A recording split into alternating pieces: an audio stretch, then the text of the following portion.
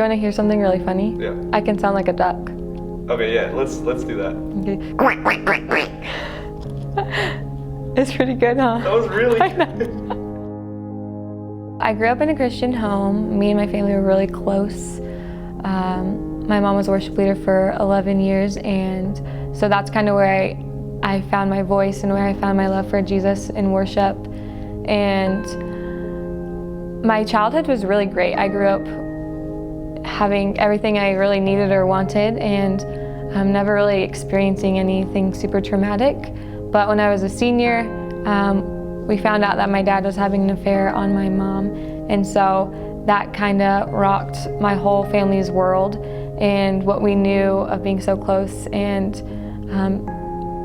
together was just it spiraled out of control, where my mom felt just so consumed with her pain, and my brother was feeling scared and angry and having these identity issues. So I felt like I needed to be the strong one and hold it together.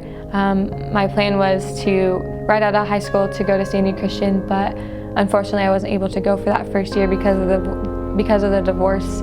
And so that kind of created this spiral of myself too, where I got in with the wrong crowd. I started going to parties all the time and drinking and basically doing whatever I wanted and not living for Jesus.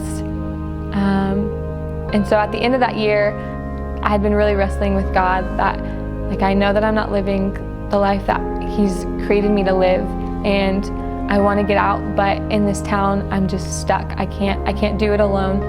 And so I asked my parents if we could somehow find the money for me to go to Sandy Christian, because I had been accepted, and they held my acceptance for a year. And so for a long time, we couldn't get the money figured out, and it was still a week out of when I needed to be there, and I still hadn't gotten it. And at this point, I was just so mad at God. I felt like my Heavenly Father was abandoning me, my earthly father was abandoning me. I was stuck, and if this is the God that I've said that I believe in, and He's just leaving me here, then do I even want to be part of this anymore? And so that's kind of where I was at. And then the next day, the money came through, and I got an email from the worship team director asking if I wanted to audition to be the actual main worship leader for one of the teams. And I was like, okay, yeah, sure.